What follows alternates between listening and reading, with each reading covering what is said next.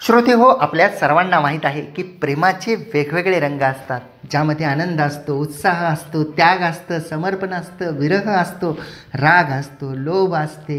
एवढंच नाही तर स्वार्थ आणि निस्वार्थसुद्धा असतो. त्या अनुषंगाने मी माझ्या एका रचनेमध्ये लिहिलं आहे की नसावे ते प्रेम ज्यात भावनांचा गेम, नसावे ते प्रेम ज्यात भावनांचा गेम, नको त्या चालीरीती निबंधनातली प्रीत, नको त्या चालीरीती निबंधनातली प्रीत, मन असावं निर्मळ ज्यात दिसावा तळ, मन असावं निर्मळ ज्यात दिसावा तळ. आणि मी शेवटी असं लिहिलं आहे की नात्यांना प्राजक्ताचा गंध असावा, नात्यांना प्राजक्ताचा गंध असावा, सहवास सुखद धुंद असावा, नात्यांना प्राजक्ताचा गंध असावा, सहवास सुखद धुंद असावा.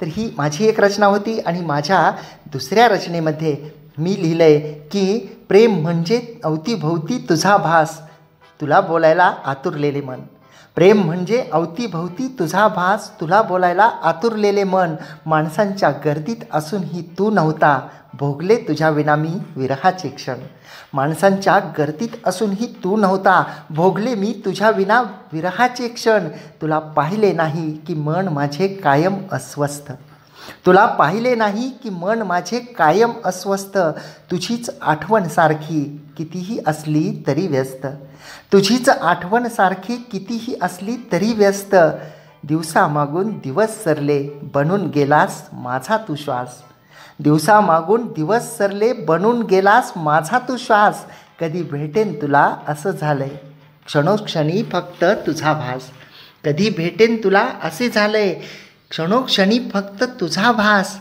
जमल्यास जरा लवकर ये, जमल्यास जरा लवकर ये, रोज दाटते आभाळ डोळ्यात तू नसल्यावर, रोज दाटते आभाळ डोळ्यात तू नसल्यावर, खूप प्रेम करते तुझ्यावर, खूप प्रेम करते तुझ्यावर, कळेल तुला प्रत्यक्ष भेट झाल्यावर, कळेल तुला प्रत्यक्ष भेट झाल्यावर.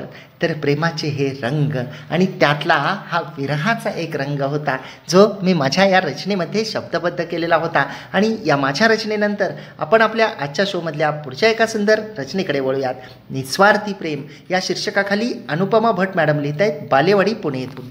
अनुपमा भट मॅडम यांनी बालेवाडी पुणे येथून लिहिलंय की प्रेम असावे झऱ्यासारखे निर्मळ वाहणाऱ्या पाण्यासारखे. वाह, प्रेम असावे झऱ्यासारखे निर्मळ वाहणाऱ्या पाण्यासारखे, एकाला काटा टोचला तर दुसऱ्याला हृदयात बोचल्यासारखे, एकाला काटा टोचला तर दुसऱ्याला हृदयात बोचल्यासारखे. वाह वाह. तर निस्वार्थी आणि गहिरं प्रेम म्हणजे काय असतं याबद्दलचं सुंदर आणि अप्रतिम असं शब्दांकन या चारोळीमध्ये होतं की प्रेम झऱ्यासारखं असलं पाहिजे आणि ते निर्मळ वाहणाऱ्या पाण्यासारखं असलं पाहिजे.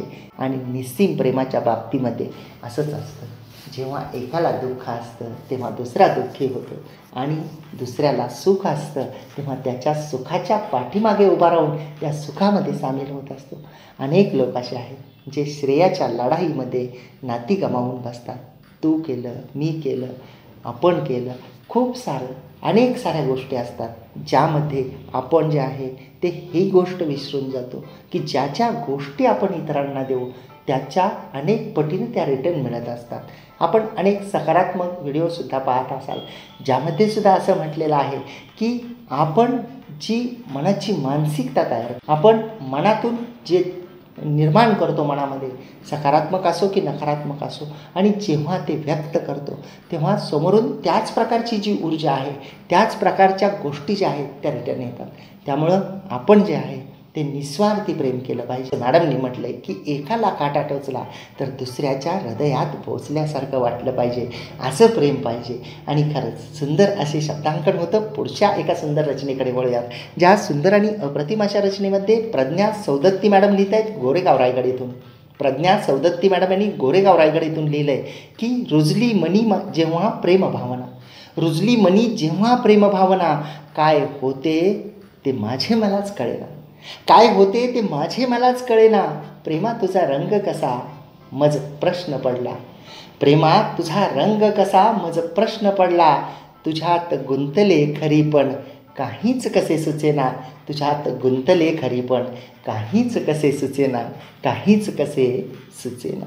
वाह, मनामध्ये प्रेमभावना रुजल्यानंतर जी मनाची अवस्था असते की आपल्याला कळत नसतं की आपण भरभरून बोलत असतो, आपण व्यक्त होत असतो, आपण आपल्या मनातले भाव जेव्हा आपल्या पार्टनरशी सांगत असतो तेव्हा आपण स्वतःला हरवून जातो आणि प्रेमाचा रंग नेमका कसा आहे हेच आपल्याला कळत नाही. आपण एकमेकांमध्ये तर गुंततो परंतु आपल्याला सुचत नाही. आपल्याला एकच वाटत असतं की ती व्यक्ती आपली आहे आणि त्या व्यक्तीनं आपल्यासोबत राहिलं पाहिजे, त्या व्यक्तीचा सहवास आपल्याला मिळाला पाहिजे. खूप अप्रतिम सुंदर असे गहिरे भाव या रचनेमध्ये होते. पुढच्या एका सुंदर रचनेमध्ये सदानंद पाटील सरांनी लिहिले, पिंपळघर, तालुका भिवंडी, जिल्हा ठाणे येथून. सदानंद पाटील सर लिहित आहेत, पिंपळघर, तालुका भिवंडी, जिल्हा ठाणे येथून. आणि सरांनी लिहिले की प्रेमा सांग ना ग, प्रेमा सांग ना ग तुझा रंग कसा, प्रेमा सांग ना ग तुझा रंग कसा, सावळा पांडुरंग दिसतो आहे ना ग तसा, सावळा पांडुरंग दिसतो आहे ना ग तसा, आहे ना ग तसा. वाह! तर प्रेमाचा रंग हा सावळ्या पांडुरंगासारखा तर नाही ना, असा प्रश्न विचारून खूप अप्रतिम आणि सुंदर असे भाव सरांनी या रचनेमध्ये शब्दबद्ध केलेले होते की रंग प्रेमाचा नेमका कोणता असावा, तो सावळ्या विठ्ठलासारखा तर नसावा, पांडुरंगासारखा तर नसावा. खूप अप्रतिम शब्दांकन पुढच्या एका रचनेमध्ये 4 ओळीमध्ये सौ वृषाली अमोल पाटील मॅडम लिहित आहेत, कोगनोळी, कर्नाटक येथून.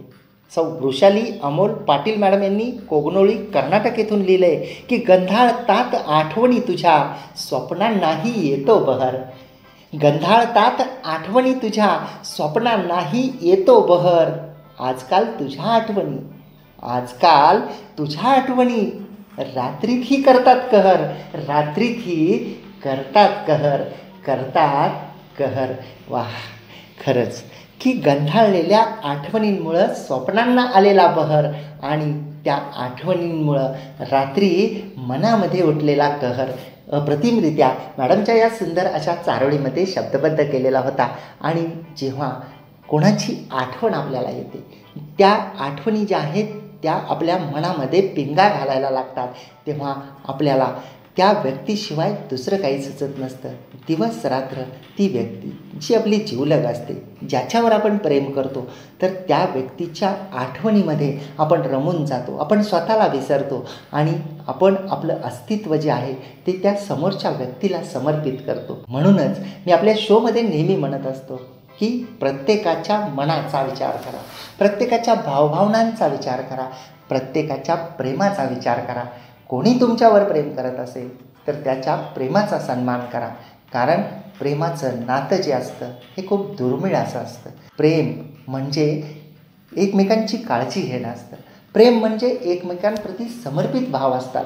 प्रेम म्हणजे ही फक्त वासना नसून प्रेमामध्ये जे वेगवेगळे रंग असतात, ज्यामध्ये हसणं असतं, रडणं असतं, सुख असतात, दुःख असतात, संकट असतात, प्रॉब्लेम्स असतात, परंतु एकमेकाचा हात हातामध्ये घेऊन त्यामधून सुखद अशी पळवाट काढून जीवनाचा सुंदर असा प्रवास करणं म्हणजे प्रेम असतं. आणि या प्रेमाच्या रंगामध्ये रंगून आपण हा जीवनाचा प्रवास पुढं करत राहायचा असतो. आणि जसं की आपल्या एफएमचं सुद्धा टॅगलाईन आहे की आनंदी रहा, आनंद लुटा. तुम्ही रेडिओ पुणेरी आवाज 107.8 FM ऐकत आहात आणि तुम्ही तुमच्या आवडीच्या शोमध्ये आहात, म्हणजेच हा खेळ शब्दांचा या कविता व चारोळ्यांच्या शोमध्ये माझ्यासोबत म्हणजेच RJ कैलाससोबत. आनंदी रहा, आनंद लुटा. आणि या अप्रतिम अशा रचनेनंतर पुढच्या आपण एका रचनेकडे वळूयात. सुंदर अशा रचनेमध्ये स्नेहा केसरकर मॅडम यांनी लिहिले, ठाणे येथून. स्नेहा केसरकर मॅडम लिहित आहेत ठाणे येथून की कधी रुसवा तर कधी असे फुगवा, कधी रुसवा तर कधी असे फुगवा, कधी हसरा तर कधी गोड लाजरा. वाह! कधी रुसवा तर कधी असे फुगवा, कधी हसरा तर कधी गोड लाजरा, कधी लाले लाल गुलाब फुलावा जसा, कधी लाले लाल गुलाब फुलावा जसा. बोल प्रेमा तुझा रंग आहे तरी कसा, बोल प्रेमा तुझा रंग आहे तरी कसा, आहे तरी कसा. आणि खरं आहे तर कधी रुसवे कधी फुगवे, कधी हसरे तर कधी गोड लाजरे, असे ते सुंदर असे क्षण असतात. आणि कधी लाले लाल गुलाब फुलावा तसा प्रेमाचा रंग होऊन जातो. आणि ह्या हसऱ्या खेळखर अशा प्रेमाच्या रंगामध्ये आपण क्षणांचा आनंद घेत घेत जर जगलं तर जीवन हे सुंदर होतं. प्रेम हे कधी वाईट नसतं. प्रेम ही गोष्ट ही एक मनभावन अशी गोष्ट असते आणि या प्रेमामध्ये फक्त एक गोष्ट असते, आपण कोणावर प्रेम करतो म्हणजे त्या व्यक्तीने आपल्यावर प्रेम करावं असं बंधन नसतं, असं कंपल्शन नसतं. परंतु जर आपण कोणाला प्रेम करण्यासाठी भाग पाडत असू, आपण वेगवेगळ्या प्रकारचे हातखंडे आपण त्यासाठी वापरत असू, आपल्या मनामध्ये खोट असेल तर मात्र निश्चित ते प्रेम नसून ती विकृती बनून जाते. परंतु प्रेम एक हळवापणा असतो, प्रेम एक भावना असते, तारुण्यसुलभ भावना असते आणि त्या भावनेच्या माध्यमातून जेव्हा मनं जुळतात, जेव्हा प्रेमाचा सुंदर असा प्रवास सुरू होतो तेव्हा त्या प्रेमाचे वेगवेगळे रंग जे आहेत ते आपल्याला अनुभवायला मिळतात. आणि जसं की आपल्या सर्व मान्यवरांच्या सुंदर सुंदर चारोळ्यांमधून आपण ते प्रेमाचे वेगवेगळे रंग, प्रेमाच्या वेगवेगळ्या छटा ज्या आहेत, ज्या त्यांनी शब्दांच्या माध्यमातून पसरवलेल्या आहेत त्याचा अनुभव घेत आहोत. आणि या सुंदर अशा चारोळीनंतर पुढच्या एका सुंदर अशा चारोळीमध्ये मनोहर गंगाराम राठोड सरांनी लिहिले, पुसद जिल्हा यवतमाळ येथून.